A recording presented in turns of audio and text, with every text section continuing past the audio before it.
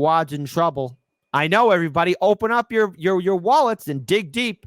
We got to save the squad because Jamaal Bowman, Cori Bush, and AOC, well, they're in some trouble. They got a little bit of a quandary. They're in some trouble. They've got all these billionaires and these people to face off against. Now, here's the thing.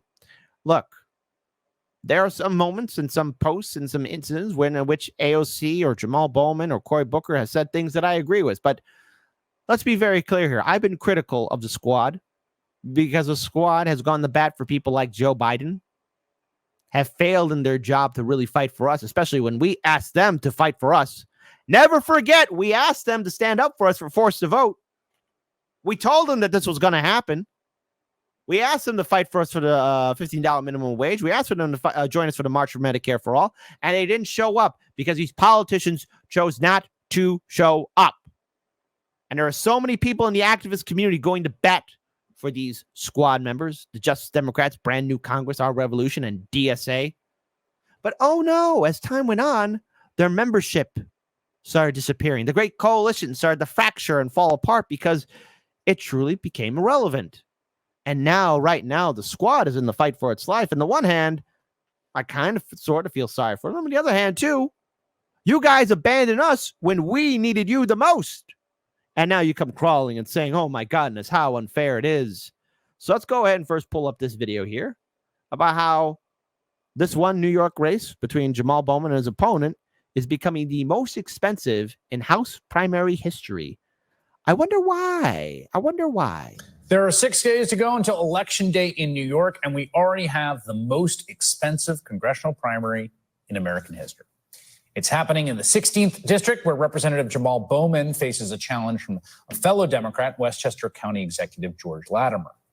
More than $22 million have been poured into this race. Again, there's a primary between two Democrats in a D+20 district. Why all that spending? Where is it coming from? Well, this race isn't really about the candidates, at least the spending part of it. It's more about the shape of politics in the post-Citizens United era. Just take a look at this bar chart here. Here are the 5 top spenders in New York 16, according to the data firm Ad Impact. Both the candidates are there, as well as some groups you would expect in a liberal Democratic primary. The vast majority of all the ad spending in this primary, $14 million, is coming from over there on the left from a single super PAC called the United Democracy Project. My goodness.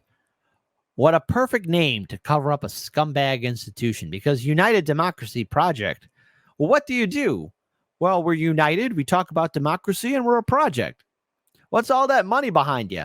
To buy off politicians. That's not democratic. Stop asking questions. Called the United Democracy Project, or UDP. They are the sole reason this is the most expensive primary ever in American history. Now, UDP is a super PAC created and largely funded by the pro-Israel lobby group AIPAC. And it's not surprising that AIPAC and its associated groups are going after Democrats like Bowman specifically. Ever since he gained his seat by knocking off longtime incumbent Eliot Engel back in 2020, Bowman has been aligned with the progressive squad in the House, and he has been criticizing the Israeli government, calling for a ceasefire in its war with Gaza.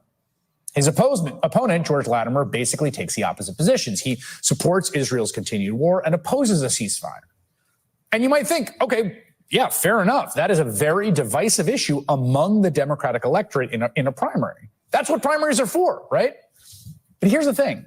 UDP, the pro-Israel super PAC, didn't drop $14 million of pro-Israel ads on this race. In fact, it didn't mention Israel in its ads at all.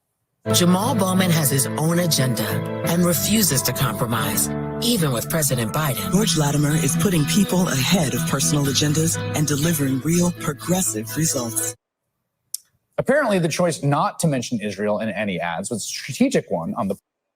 Gee, why do you think it's strategic? Because Americans are seeing what's happening in Gaza and they're not liking it. And again, as the war continues on, Israel is really losing its PR image. The apartheid government of Netanyahu is abundantly making its actions very clear that they don't want a two-state solution, and, well, they don't care what the rest of the world says. Part of the pro-Israel super PAC funding those ads. A UDP spokesman telling Politico last month, We run ads on the issues voters are most focused on, which again is a little odd because like it is sort of a big issue, you imagine. But it seems almost as if the pro-Israel group thinks that pro-Israel ads might not actually play as well as they would hope in a heavily Democratic district like Bowman's. So instead, the group that can make unlimited expenditures is using its money to attack Bowman, as you saw in that ad, for being insufficiently loyal to President Biden, his agenda. That does play in a heavily Democratic district. The irony, as Slate revealed last spring, is that most of UDP's top funders are Republican mega donors, including Bernie Marcus, the former CEO of Home Depot, Robert Kraft, the New England Patriots owner, and Paul Singer, who also famously took. I like how corporate media is like, oh my goodness, there's money in politics. We don't have, what you mean? You mean our politicians can be bought? This is the most expensive race in U.S. history or U.S. House primary history. Oh my goodness. Sam Alito on that luxury fishing trip. But it gets even weirder, okay? If you look back at that bar chart, there's another super PAC there. That's Fair Shake. See that there next to George Latimer, in between Jamaal Bowman. Now, Fair Shake is a super PAC backed by cryptocurrency interests who want to keep crypto lightly regulated. They are running ads against Bowman too, but they are not running ads on crypto. They are running ads on, wait for it, Israel. This is what Citizens United has wrought. Enormous swarms of big money from anodyne-sounding groups. Hey, folks, let's be authentic here. I know it's a controversial word. Let's have democracy in the chat. I know that's another controversial word. But are you believing this BS DNC segment of them being shocked at what Citizens United has done to our fair system of electing a politician? Type 1 for yes, Kit. Corporate media is digging in deep. No pun intended. They're in deep. It's an in-depth investigation, no pullout. And they're seriously reporting the news about how corrupt our system is. A type 2, now they knew how corrupt it is. It's just they can't deny it anymore. Like, they gave away that secret sauce. I wonder how many 2s will be in the chat. I wonder. Pounding a candidate while concealing what their own interests are. It's a bizarre perversion of genuine democratic discourse that does not serve voters, but it works great for mega donors. The mega donors, corporate media, well done. But hold on, folks, it gets better. Conservative group backs AOC primary challenger, Mari Dolan, in Times Square billboards, $100K in media promos. My goodness. A conservative small business advocacy group is getting behind far left Representative Alexandria Ocasio-Cortez, AOC, Democratic primary opponent, spending $100,000 in promotional media attacking the far left squad member, including billboards in Times Square. My goodness. In backing former Wall Street investor Mari Dolan, the Texas-based Job Creators Network is endorsing a Democrat for the first time to call out the Bronx and Queens representative's threat to American small businesses. Wednesday morning, billboards in Times Square were already blaring messages funded by the nonprofit that accused AOC of ignoring rising crimes, illegal immigration chaos, sky-high grocery prices, out-of-control energy costs, and embracing defunding the police. So here we go. They got all of this in Times Square. By the way that billboard is showing AOC, it makes it look like she has a gigantic forehead. I know. Am I being petty? Yes, because I remember Forced to Vote. I remember when we asked the squad members, the 15 congressmen and women on the Forced to Vote petition to fight for us. But no, they went to bat for Mama Nancy. And then they kept on praising Biden, carrying water for Biden. Remember, this is the same AOC who right off the bat endorsed Joe 30330 as soon as he said, hey, I'm running again for re-election. Brilliant, AOC. And the billboard also says, hey, AOC, the billboard read, time to pack up, vote Democrat Martin Dolan now. P.S. Too bad you pushed out 25,000 Amazon jobs because you're about to need one. That's kind of funny. It's kind of funny. It's a little funny.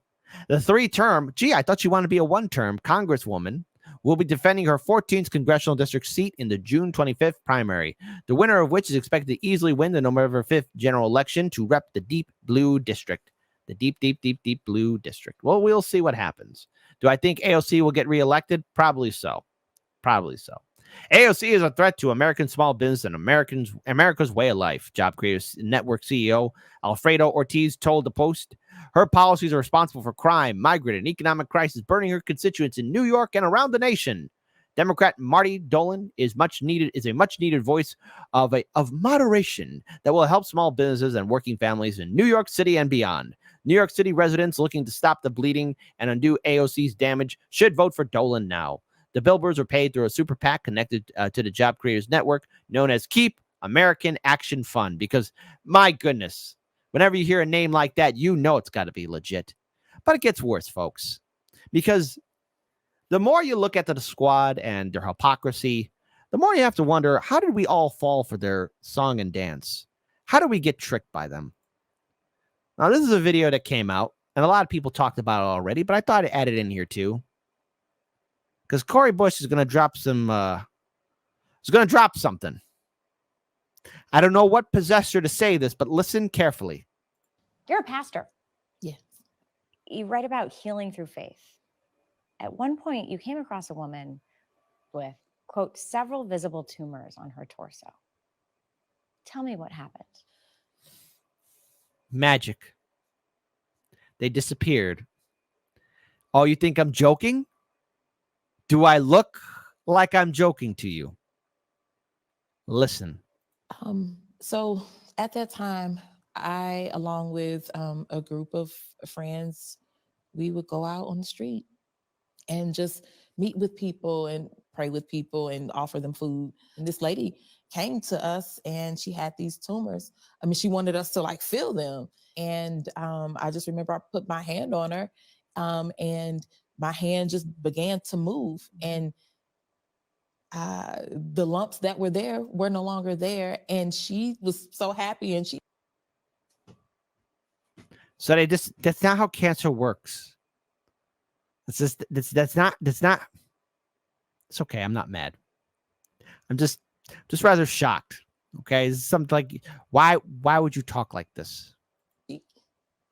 Like went on about her day and I never saw her again. So you think the tumors disappeared? I do. You never saw her again. Hello. I think it requires a follow-up. Yeah. So we went to find this lady. It turns out she's dead. Liberals and all these people from Justice Democrats, Brand New Congress, Our Revolution, and DSA. Seriously, go F yourselves. Is this the best you can do? I swear to God, if Trump gets reelected and all of you start protesting in front of Trump Tower, I will try my best to cover the first protest, right? And I will try my best to be civil. But I know most of y'all are going to be full on dumb, okay? They're going to go full on Tropic Thunder. Just be full on dumb. Happy and she. And by the way, just pausing right there. The look on this reporter's face is, oh, you're crazy. Because imagine if a Republican said this, right? And she was so happy and she like went on about her day. And I never saw her again. So you think the tumors disappeared? I do. And this woman was unhoused. She's someone who. Mastermind Hour says she stopped taking her chemo and died 2 weeks later. Buddy, listen, I love dark humor, but I think you hit the mark, man. I didn't think you made a joke there. I think you made a factual statement, sir. Had been sleeping in the shelters and sleeping on the street. If I can speak a prayer, and I can believe what I believe and you believe that this will help you, then why not offer that to people? Because I know prayer has helped me. As a trained nurse, you're a member of the medical community. How do you think about those spiritual healings versus medical healings? Yeah, spiritual healing it's a part of what you believe, and the medical healing it's a similar thing because no, they're not. They're two different things altogether. It's like that scene for Sopranos, you know, when Bobby and Tony are in the diner. You know, they're both eating. Well, first Tony's eating a salad and Bobby's eating a steak, and then Tony wants to get a steak, and they start talking about their family, and then eventually 9/11 gets brought up, and then Bobby says, you know, Quasimodo, he predicted all of this, which kind of shocked Tony. To which Tony Soprano responded, "What do you Notre Dame, Notre Dame, Notre Dame, and Nostradamus, two different things altogether." And Bobby just said back to him, "See, I never thought about that before." What, you never pondered why they both sound the same? No! Nostradamus and Notre Dame. Quasimodo is the hunchback of Notre Dame, okay? Faith-based healing. It's Quasimodo, the hunchback of Notre Dame. Medical healing? Here, I'm going to put it, that's Nostradamus, okay? Two different things altogether. Medical healing and faith-based, two different things. They're not the same. Look, hold on. Wait, just so y'all can follow me. Not the same. Two different things altogether. Okay? Now, if you're religious and you believe in like the power of faith and everything else, fine. More power to you. But remember, medical science plays a significant role here. And again, Cori Bush, United States representative.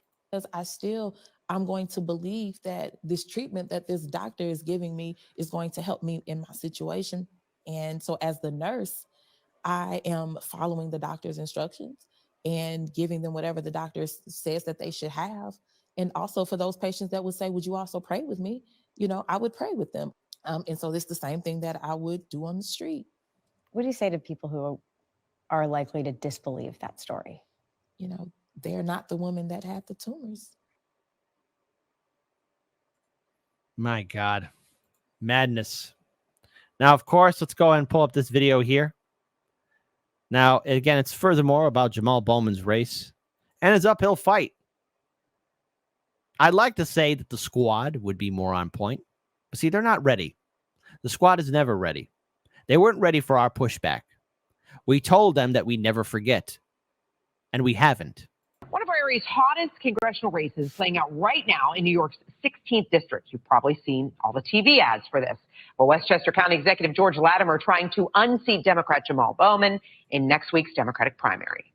Hamas cannot be at the table. They're a terrorist organization. Why can't you say the state of Palestine, why can't you wait till your rebuttal? Among the major issues in the race, Bowman's stance on the Israel-Hamas war. It's just one of the issues that resonate with voters in Westchester and the Bronx. And News 4's Linda Beccaro has the latest on this race that could go down to the wire. At his campaign headquarters in New Rochelle, volunteers are trying to get out the vote for Westchester County Executive George Latimer as he sets his sights on Washington, describing the issues he believes are top of mind. Kitchen table issues, affordability, housing particularly, and affordability of life in general, concerns about public safety. Latimer knows turnout will be key in his challenge to the incumbent Jamaal Bowman, a former middle school principal, in the redrawn 16th congressional district covering southern Westchester and a part of the North Bronx. Bowman has served 2 terms. Bringing in over $1 billion to the district to reduce gun violence, work on issues of affordability like affordable housing, invest in education, invest in healthcare, especially mental health. Instead of working for us, our congressman is making news for all the wrong reasons. Career politicians in a broken status quo want to keep leaving behind the same communities over and over again. This is the same Bowman, mind you, when I played a video earlier this month where he was on the Breakfast Club with Charlemagne the God and said, oh, yeah, we in Congress get all these wonderful benefits, these nice dinners and hotels and everything. You think Bowman wants to give that up? Go back to being a high school principal? Oh, heck no. H-E-double-L no. In dueling ads, both candidates accusing the other of aiming to help some communities, but not all. Today, they defended their records. We've worked very closely with local elected officials in Rye, in Tuckahoe, in Ardsley, in Hastings, and Mamaroneck, again, on infrastructure projects related to economic development, parks, sewage, electric buses. I spent the first 25 years of my life in the city of Mount Vernon, on the south side of Mount Vernon. Now, that's a long time ago, but the bottom line is what I grew up and experienced are things that I remember, and they influence my policy. Representative Bowman cast his ballot in early voting on Saturday. He's been endorsed by fellow Congressmember Alexandria Ocasio-Cortez and plans a rally with her and Senator Bernie Sanders this Friday. George Latimer was recently endorsed. Yes, my goodness. With Bernie Sanders, the cuck, the nutless wonder himself, Bernie Sanders. Real quick, let's pull back that article again. The group spending will cover additional social and digital media hitting the progressive congresswoman. This is what AOC has to face off against, right? And on one hand, I do find this advertising hilarious. You know, AOC's got to go. Vote Martin Dolan. Now, I'm not a fan of Martin, but seeing AOC struggle against this kind of adds a little bit of a smile to my face. Kind of should knock her off her pedestal just a little bit. Now, I do think she'll get reelected. Absolutely. I think that'll happen. If it doesn't happen, it'll be one big upset, which, again, I'll be laughing. But that little sign on the side, P.S. Too bad you pushed out those 25,000 Amazon jobs because you're about to need one. The reason why I have such anger and resentment towards the squad and DSA and brand new Congress and Justice Democrats and our revolution is because they made a promise that they were going to raise the ruckus, reform the Democratic Party, actually be fighters. But instead, we saw them get co-opted, transformed, and mutated into being full-on subservient robots to the Democratic machine, listening to Mama Bear Nancy and Chucky Boy Schumer, and eventually telling us that we got to vote for Biden because Trump. And when we ask these people to fight for us, they're nowhere to be seen. They're indifferent. Hell, the squad and a lot of those progressives from Justice Democrats, Brand New Congress, Our Revolution, and DSA don't even go on the shows that used to promote them heavily. They don't show up on TYT or Majority Report or Secular Talk. They don't show up. They don't show up anymore. They used to need us, and now they don't. Now they demand our support. Well, maybe if you actually fought for us, we would show up for you. And pay attention to the numbers for this primary, for all these primaries. The voter enthusiasm and engagement is at an abysmal all-time low. In comparison to 2016 and in 2020, 2024, these are bad numbers. Horrible numbers for the Democrats. Let's continue on with the rest of this video here.